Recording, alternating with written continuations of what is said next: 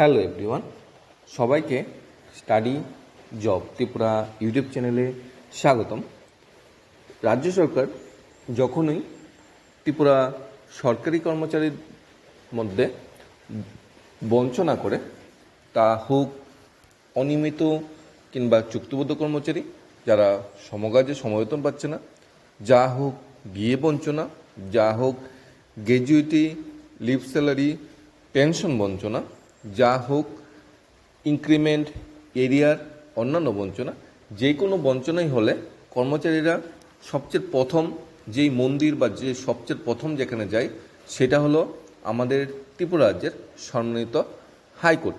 হাইকোর্টে স্বাভাবিক প্রথম কোনো মোকদ্দমা বা কেস যখন ফাইল হয় তখন সিঙ্গেল বেঞ্চে সেই কেসটা বা রায়টা উঠে। সিঙ্গেল বেঞ্চে সরকার এর হার হয়। 99% ক্ষেত্রেই সরকারি কর্মচারী যে বঞ্চনা হচ্ছে তারা যখন কেস বা মোকদ্দমায় যায় সরকারি কর্মচারীদেরই জয় হয়, কারণ তারা বঞ্চনায় আছে, সরকার তাদের বিরুদ্ধে বঞ্চনা করছে, তাই সরকার এখানে পরাজয় নিশ্চিত। সরকার তখন এটাকে গড়িমসি করে নিজের জোর খাটিয়ে সেটা ডাবল বেঞ্চে নিয়ে যায়। ডাবল বেঞ্চে নিয়ে যাওয়ার পর সরকারের আবার হার হয়। এবার আমলাতন্ত্র বা বুল টুল বুঝিয়ে সেই কেসটাকে কর্মচারীকে ঠকিয়ে বা কর্মচারীর বঞ্চনাকে জিয়ে রেখে না দিয়ে থাকতে পারা যায়, তার জন্য সেটা সুপ্রিম কোর্টে নিয়ে যায়।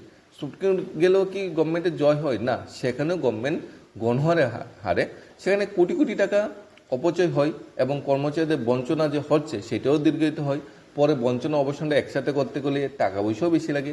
যেরকম আমরা দেখেছি অঙ্গনওয়াড়ি কর্মী সহায়িকার ক্ষেত্রেও অন্যান্য রাজ্যে অঙ্গনওয়াড়ি কর্মী সহায়িকারা গ্র্যাজুইটি পাচ্ছে, ত্রিপুরা রাজ্যে হাইকোর্ট তো সেটাই রায় দিয়েছে, কিন্তু গভর্নমেন্ট সেটা মানতে রাজি না। গভর্নমেন্ট আবার সেটাকে কোথায় নিয়ে যাচ্ছে? সুপ্রিম কোর্টে নিয়ে যাচ্ছে। সুপ্রিম কোর্টে নিয়ে যাওয়ার পর কী হচ্ছে? সেখানেও গভর্নমেন্টের হার হচ্ছে। এসটি কেসটাও অনেকটা সেরকমই হবে। জনগণের টাকা খরচ করে আদ্যসাধ্য করা, কারণ সরকার যখন টাকা অর্থ খরচ করে জিনিসটা সুপ্রিম কোর্টে নিয়ে যায়, সুপ্রিম কোর্টে নিয়ে যাওয়া যখন টাকা খরচ করে বা হারে, তখন সেই টাকার কোনো মূল্য থাকে না। গভর্নমেন্ট যদি জিততো তাহলে হয়তো টাকাটার মূল্য থাকতো। গভর্নমেন্ট তো হেরেছে, তখন টাকাটার অবশ্যই মূল্য থাকে না, টাকাটার অপচয় হয়। কিন্তু অর্থটাই, সে টাকাটা কার? সে টাকাটা আমার, সে টাকাটা আপনার, এই টাকাটা সবার। আমরা যখন বাজারে কোনো জিনিস কিনতে যাই, একটা ম্যাচ থেকে শুরু করে একটা ছোটো দেশলাই বাক্স থেকে শুরু করে আপনি স্বর্ণর উপর যাই কেন কিনেন, সব কিছুর উপর কিন্তু জিএসটি লাগে। পেট্রোল ডিজেল কিনতে যাই তার উপর ট্যাক্স লাগে। তারপর আপনি ব্যাংকে যখন কোনো কিছু সেভিং করবেন, আরডি করবেন, এফডি করবেন, তার যখন ইন্টারেস্টটা পাবেন বা একসাথে টাকাটা পাবেন, তা তো আপনার ট্যাক্স লাগবে। আপনি কোনো কিছু কিনতে গেলেও ট্যাক্স লাগবে, আপনি কোনো কিছু সেভিংস করতে গেলেও ট্যাক্স লাগবে, বা আপনি কোনো কিছু বিক্রি করতে গেলেও ট্যাক্স লাগবে। জায়গায় জায়গায় আমরা ট্যাক্স প্রদান করি, সেই ট্যাক্সের টাকাই সরকারের কোষাগারে পড়ে। সেই টাকাই যখন বেশি হয়ে যায় তখন গভর্নমেন্ট চিন্তা করে সেটাকে কীভাবে খরচ করা যায়, তখন এইভাবে টাকাগুলো খরচ করা হয়। জনগণের টাকা দিয়ে খরচ করে বা সেগুলাকে কি করব, সেগুলোকে অপচয় করে সরকার এগোচ্ছে। এখানে একটা ঘটনা যেটা উঠে এসেছে, জনগণের করের টাকা খরচ করে সুপ্রিম কোর্টে গিয়েছে সরকার। এরকম 23টা মামলায় সরকারের মুখ পড়েছে, সরকার মুখ পড়েছে বলবো, সরকার সেখানে হেরেছে, গণহারে হেরেছে। শুধু হেরেছে না, গণহারে হেরেছে সুপ্রিম কোর্টে গিয়ে। হাইকোর্টে যখন একটা ডাবল বেঞ্চের রায় দেয়, সেই রায়টা যদি গভর্নমেন্ট মেনে নিত তাহলে এত কোটি কোটি টাকা খরচ হতো না। আর কর্মচারী যারা বঞ্চনা হচ্ছে তারও সরকারের প্রতি একটা ভালো ভাবমুক্তি আসতো, যে আমরা বঞ্চনা হয়েছে, বঞ্চনা হওয়ার পর আমরা হাইকোর্টে গিয়েছি, হাইকোর্টের রায় সরকার কার্যকর করেছে, সরকার আমাদের পক্ষে আছে। যদি হাইকোর্টের রায় কার্যকর না করে সুপ্রিম কোর্টে যায়, তখন কর্মচারীর মাঝেও একটা নেগেটিভ সেন্স কাজ করে, যে আমাদের বঞ্চনা হচ্ছে, আমাদের কিছু পাওয়ার জন্য আমরা কোর্টে গেলাম, গভর্নমেন্ট সেটা মানলো না, গভর্নমেন্ট আমাদের বিরুদ্ধে। গভর্নমেন্ট যখন সুপ্রিম কোর্টে যায়, গভর্নমেন্ট কিন্তু সুপ্রিম কোর্টে যাওয়ার পর কার বিরুদ্ধে চাই?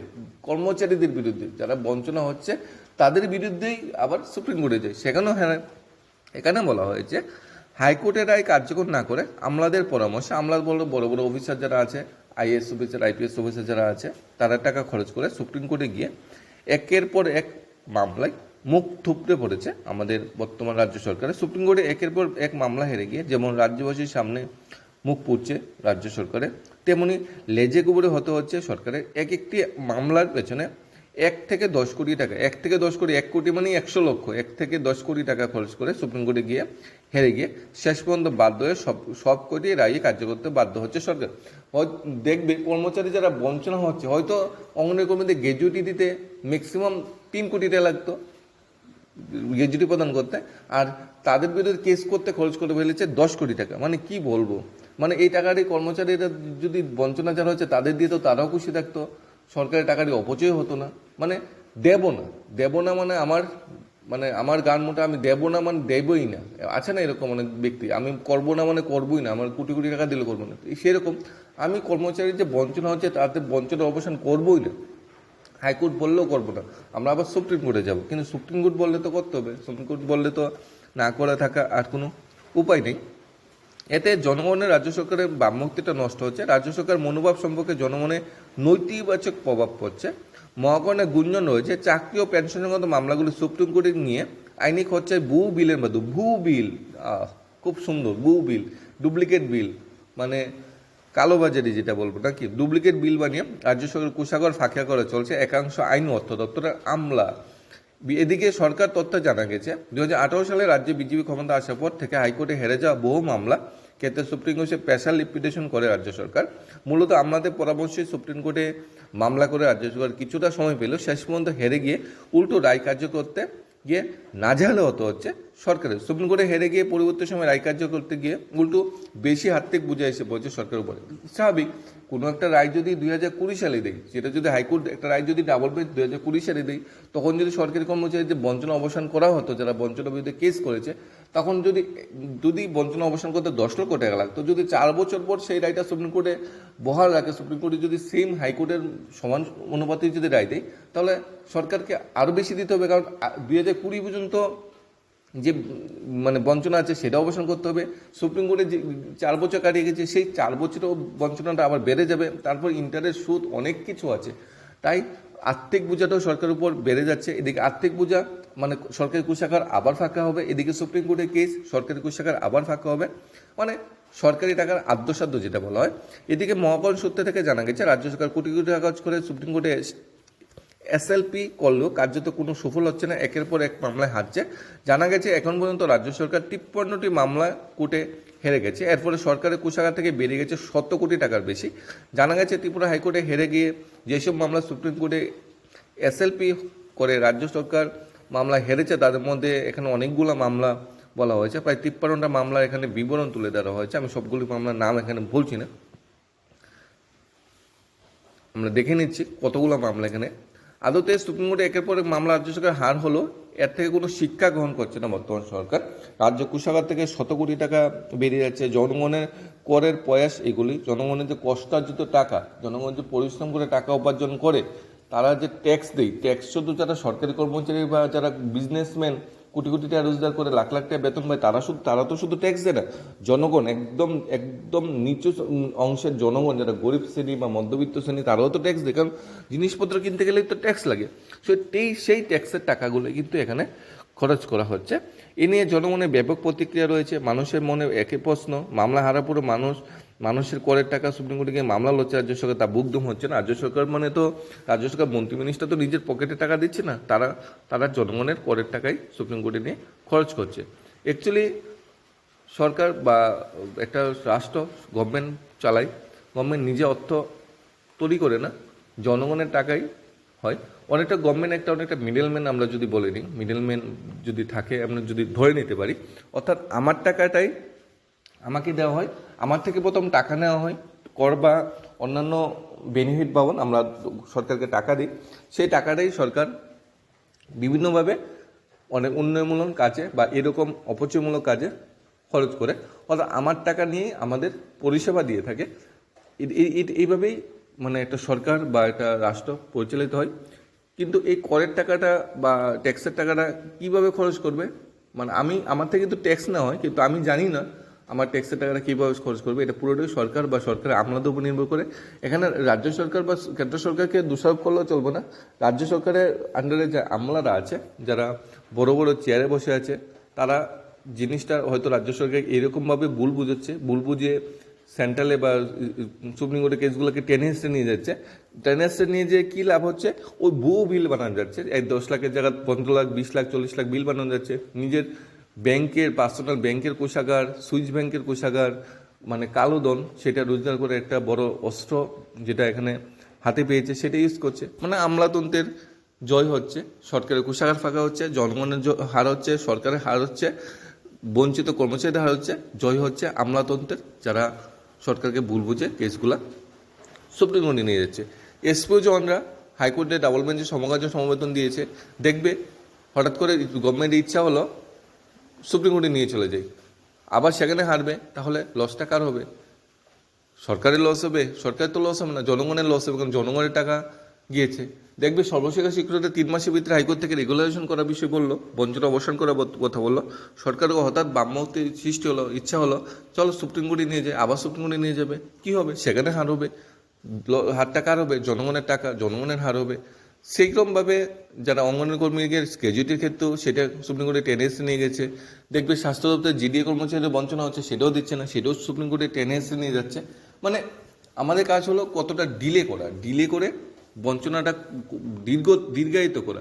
একটা সরকারি কর্মচারী যখন আর্থিকভাবে বঞ্চনা হয়, সমকার্য সমবেতন পায় না, ডিএ পায় না, অন্যান্য আর্থিক বঞ্চনা যখন হয়, তখন না পেরে কেউ তো ইচ্ছাকৃতভাবে কেসে যায় না পেরে একদম শেষ সময়ে যখন দেওয়ালে পিঠ থেকে যায়, একদম শেষ সময়ে তখন হাইকোর্ট বা হাইকোর্টের দ্বারস্থ হয়।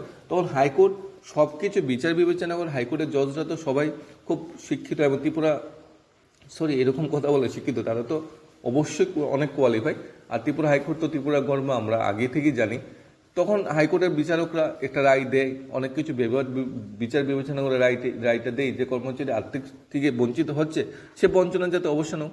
তারপরও রাজ্য সরকার সেটা মানতে রাজি নয়, বা রাজ্য সরকার আমলারা সেটা বুঝিয়ে দিচ্ছে রাজ্য সরকারকে যে এটা মানা উচিত নয়। তখন সেটা নিয়ে আবার সুপ্রিম কোর্টে দৌড়াদৌড়ি হয়, এতে কর্মচারীদের বঞ্চনা বেড়ে যাচ্ছে।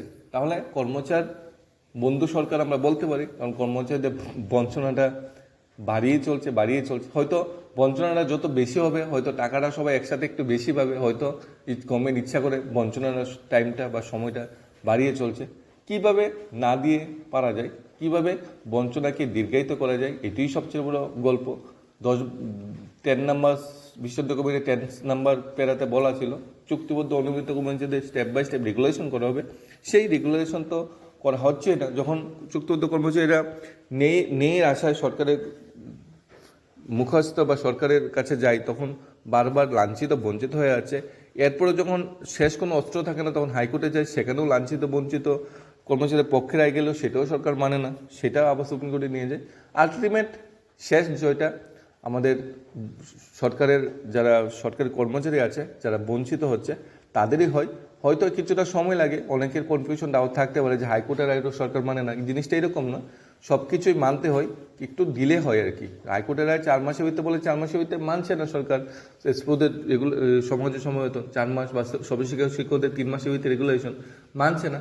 আমাদের 3 মাস তো 4 মাস তো সরকারকে সময় দিতে হবে, একটা মাস হাতে রেখে ধরে 5 মাস বা 4 মাস সময় দেওয়া হলো, তখন আমরা হাইকোর্টে আবার যেতে পারবো। হাইকোর্টে গিয়ে আদালত অবমাননার কেস করতে পারবো যে আদালতের রায় মানেনি। তখন কিন্তু হাইকোর্ট কি করবে, আবার একটা পুনরায় রায় দেবে, তখন বলবে 10 দিনের ভিতরে বা 15 দিনের ভিতরে যেটা রাজ্য কার্যকর করে। তখন যদি না মানা হয়, যেই দপ্তরের বিরুদ্ধে কেসটা করা হচ্ছে বা যাদের বিরুদ্ধে কেসটা করেছে, তাদের কিন্তু জামিন অযোগ্য দ্বারা কেসও হতে পারে, তাদের বিরুদ্ধে কেস হতে পারে, তাদের অ্যারেস্ট ওয়ারেন্ট জারি হতে পারে, যদি হাইকোর্টের রায় না মানা হয়।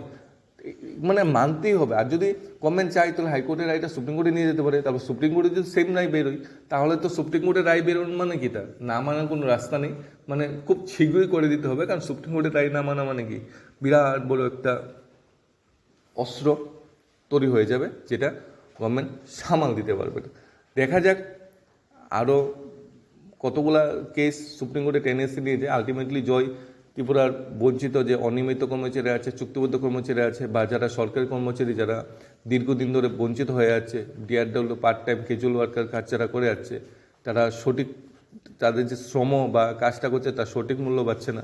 তাদের যে জয়টা, হাইকোর্টে যারা যাচ্ছে তাদের যে জয়টা যারা পাচ্ছে, যেটা গভর্নমেন্ট তাদের দিতে মানে সময় লাগিয়ে দিচ্ছে, অবশ্যই তাদের সেই জয়টা হবে। এবং আলটিমেট শেষ পর্যন্ত শেষ হাসিটা ত্রিপুরা রাজ্যের সরকারি কর্মচারীরই হাসবে। ধন্যবাদ সবাইকে। Studies of Tripura YouTube channel.